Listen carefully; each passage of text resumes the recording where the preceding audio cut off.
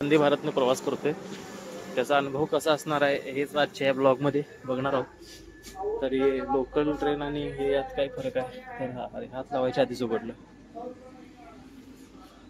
अशी हातून AC असलेली ट्रेन आहे.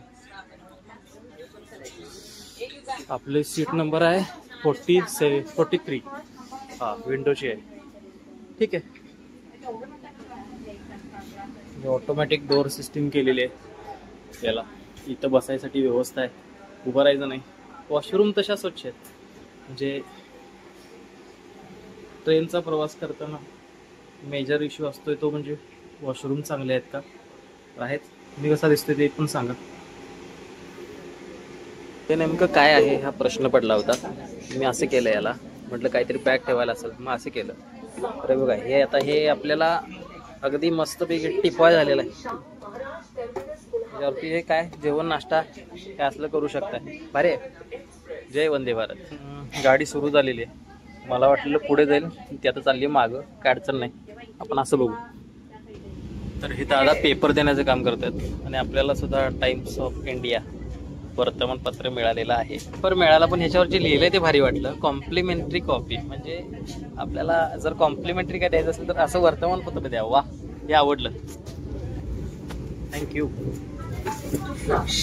तर ही आहे नेचर ब्युटी आणि फक्त कोल्हापुरातच बघायला मिळते.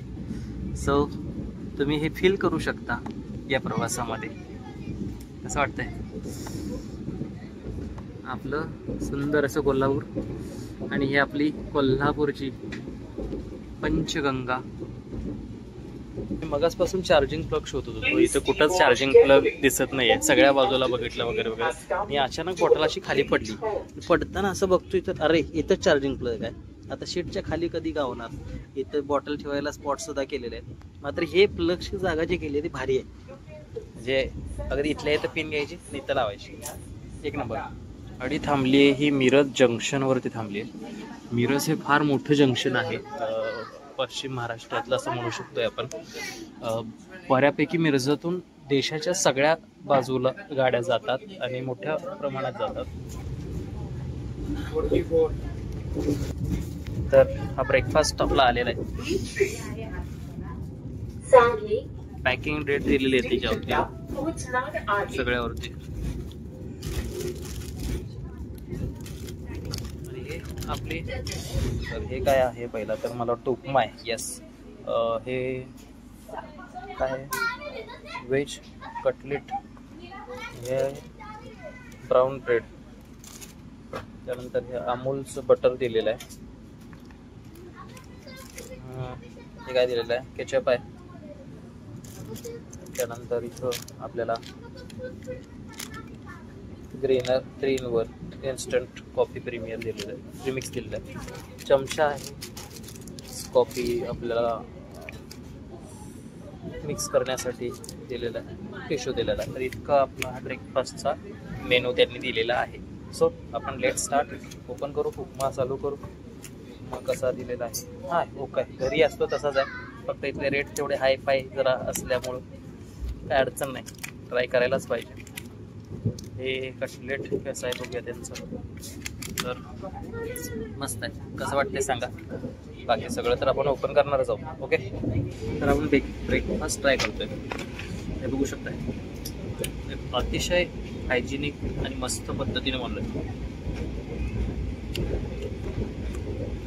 व्हेज कटलेट मस्त आहे.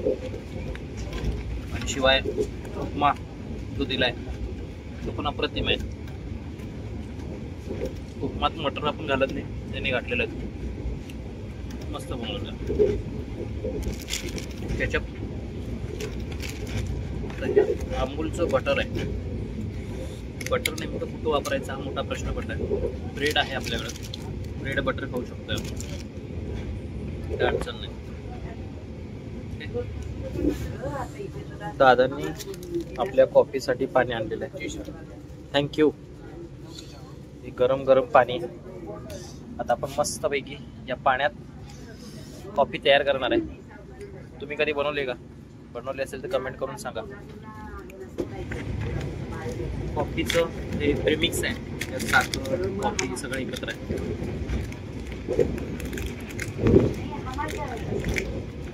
आपल्याला पाहिजे तेवढी स्ट्रॉंग करू शकतो आपण कॉफी. गरम पाण्यामध्ये टाकलं तुमच्या गरजेनुसार तुम्ही वापरू शकता. किती थिक पाहिजे, किती स्ट्रॉंग पाहिजे, त्या पद्धतीने तुम्ही करू शकता.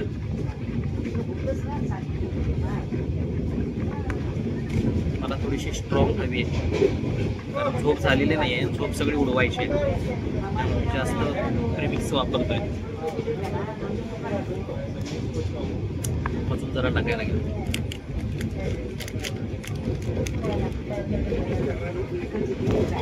कशी वाटली सिस्टीम? असे प्रेमिक्स तुम्ही कधी वापरले का? वापरले असतील कमेंट करा, नसतील तर अवश्य एकदा ट्राय करा. नॅचरल कॉफी आणि प्रेमिक्सवाली कॉफी कुठली जास्त भारी लागते तुम्ही सांगा. तर ही कॉफी आता आपली बऱ्यापैकी तयार आहे. किती मस्त कॉफी तयार झाली आपली. एकदम नॅचरल कलर आलेला आहे कॉफीचा. ही कॉफी आपण एन्जॉय करणार आहे आता. ओके, मग अशी या ब्रेडचं काय करायचा हा प्रश्न पडलेला होता. आता आपण कॉफीसोबत ट्राय करू शकतो. तर नाही आहे, दाताचा वापर करायला लागेल.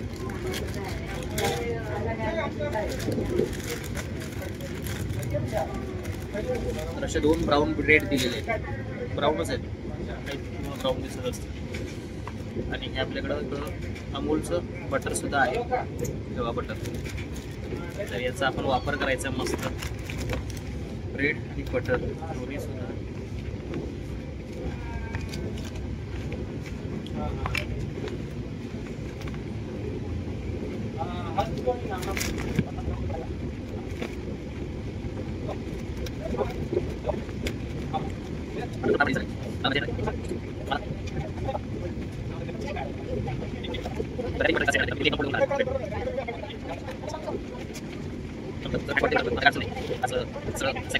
वंदे भारत एवढी जर सोयी सुविधा करून दिलेल्या असतील तर त्या सगळ्याचा लाभ घेतला पाहिजे. काय म्हणता याच्यावर तुमचं मत काय आहे सांगा. तर हे बटर एक पूर्ण लावलेलं आहे, हे प्लेन आहे. म्हणजे दोन्हीचं कॉम्बो करू. आणि कॉफी.